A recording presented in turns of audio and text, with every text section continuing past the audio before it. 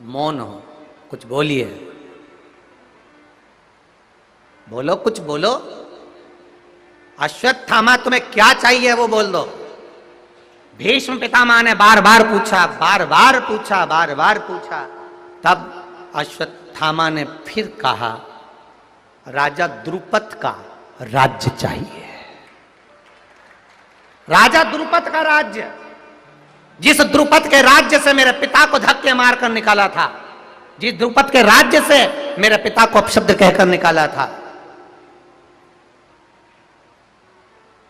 जिस द्रुपद के राज्य से मेरे पिता का अपमान करा गया था, उस राजा द्रुपद का राज्य अश्वत्थामा कर रहे हैं। भीष्म पितामह आप मुझे दे दीजिए।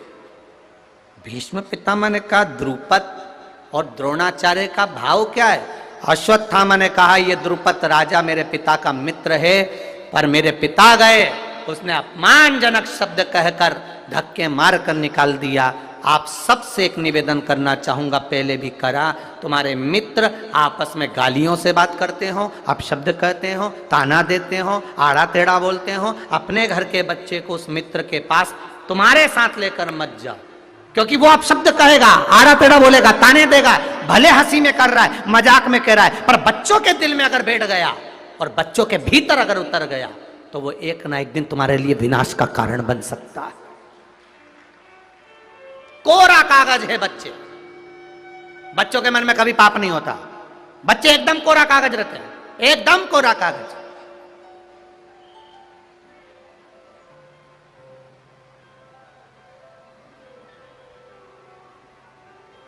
बच्चों के मन में कभी पाप नहीं होता, एकदम बच्चे कोरे हैं, एकदम कोरे, उनके भीतर कोई कापट नहीं, कोई पाप नहीं। एक बच्चा दादी की गोद में आया, दादी की गोद में बैठ गया और दादी की गोद में बैठकर बच्चा बोलता है, दादी, ओ दादी। दादी बोली, क्या है बेटा? दादी एक बार तू टे बोलना, टे।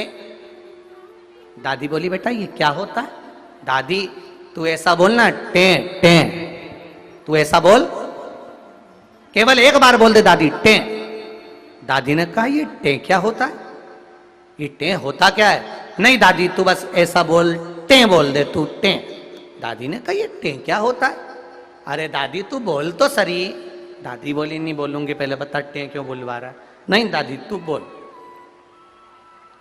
दादी बोल नहीं रही, बच्चा कह रहा है दादी टे बोल।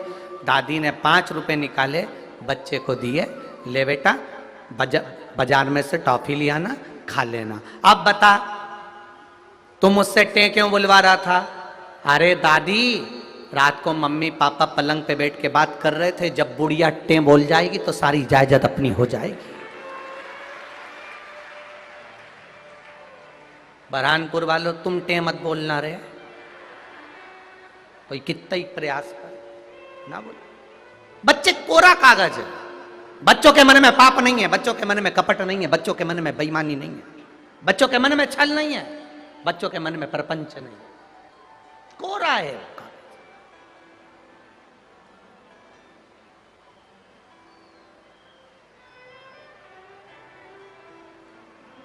महाराज अश्वत्थामा ने कहा, राजा द्रुपद का राज्य ला कर दे दो मुझे, बस और कुछ भी नहीं चाहिए, इतनी सी बात। अब भी भीष्म पितामह ने सेना तैयार करी, सेना तैयार कर कर भीष्म पितामह राजा द्रुपद के ऊपर आक्रमण कर दिए। राजा द्रुपद पर आक्रमण करा और आक्रमण कर कर राजा द्रुपद के ऊपर राज्य कर लिया और भीष्म पितामह प्रसन्न होकर आ गए। अश्वत्थामा और गुरु द्रोणाचार्य से कहा, द्रुपद के आज से इस राजा द्रुपद की सत्ता के अधिपति तुम हो, तुम्हें राजा बनाते हैं। गुरु द्रोणाचार्य, अश्वत्थामा तो खुश हो रहा है, प्रसन्न हो रहा है, आनंद में हो रहा है, पर गुरु द्रोणाचार्य की आंख से आंसू बह रहा है। गुरु द्रोणाचार्य की आंख से आंसू बह रहे हैं, नेत्रों से जल बह रहा है। जब गुरु द्रोणाचार्य जी की आंख से आंसू बहे, अश्वत्थामा ने पूछा, पिताजी आप रो रहे हो? आज तो खुशी मनाओ, प्रसन्न होइए कि हमारे द्रुपद ने जो तुम्हारा अपमान करा था, राजा द्रुपद ने तुम्हें धक्के मार कर निकाला था, राजा द्रुपद ने तुम्हारा अपमान करा था, राजा द्रुपद ने तुम्हें धक्के मार कर निकाला था। वो द्रुपद का आज सत्ता, राजघराना आज हमारे पास में है। प्रसन्न होइए आप।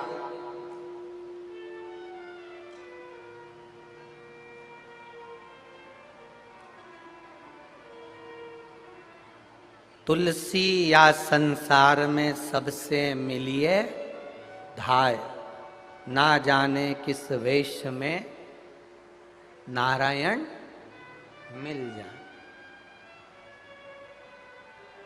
इतनी सी बात अपनी जिंदगी में उतार कर रखना। सत्ता, वैभव,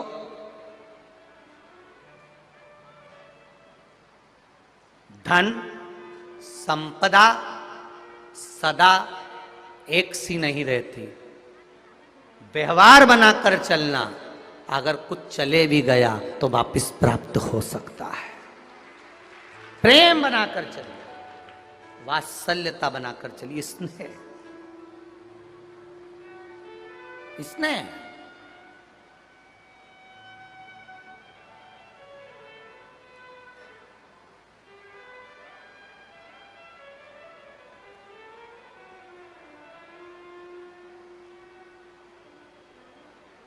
महाराज गुरु द्रोणाचार्य की आंख में आंसू भर रहे, रो रहे हैं। अश्वत्थामा पूछ रहे क्यों रो रहे हो? पिताजी प्रसन्न होइए, जिस मित्र ने तुम्हारा अपमान करा था उसकी सत्ता अपने पास में आ गई। नहीं,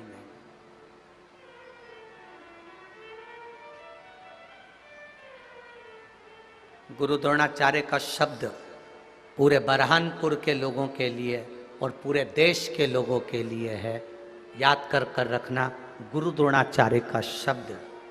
गुरु द्रोणाचार्य ने अपने बेटे अश्वत्थामा को जो ज्ञान दिया, मेरा दिल कहता है हर माँ हर पिता अपने बच्चे को वो ज्ञान देगा।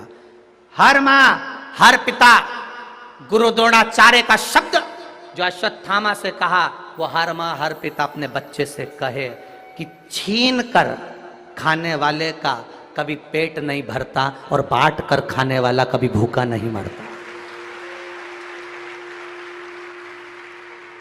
यह गुरु द्रोणाचार्य का शब्द था अपने बेटे अश्वत्थामा के लिए। छुड़ा कर खा लिया, पेट नहीं भराएगा, पेट नहीं भराएगा।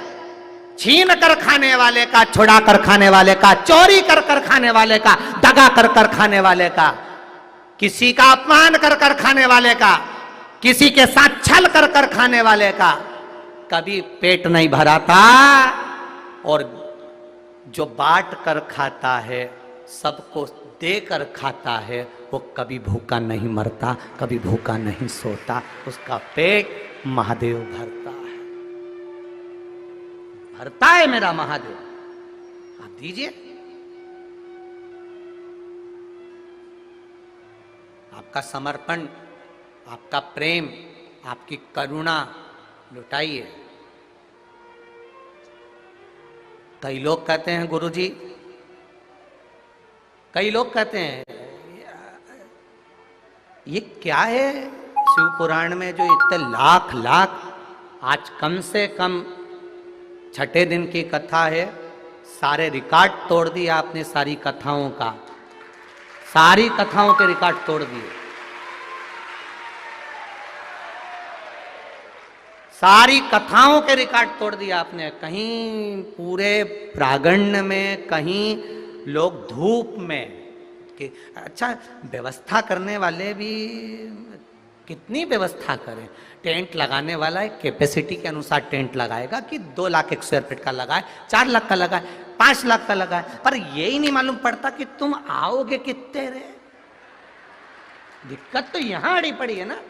और लोग कहते हैं कि लोग धूप में खड़े हैं, धूप में बैठे हैं, वहां बैठे हैं। हम मान रहे हैं, पर कितना सोचेगा आदमी, एक कैपेसिटी कितनी होती है। पत्रकार बंधुओं ने, बरहानपुर के जितने मीडिया है, जितनी सोशल मीडिया है, जितने पत्रकार बंधु हैं, सबको नमन करता हूं। आपकी कलम ने जो पहले दिन लिखा, क्या लिखा पहले दिन, सारी मीडिया की कलम ने जो लिखा बड़ा सुंदर लिखा कि बरहानपुर के लोगों ने या आयोजन समिति ने इतना नहीं सोचा था कि पहले दिन इतने आ जाएंगे। ये कलम लिखी है पत्रकारों की, और धन्यवाद आपकी कलम को, एक एक पत्रकार को सोशल मीडिया, धन्यवाद, ये आपकी कलम लिख रही है कि इतना सोचा नहीं कि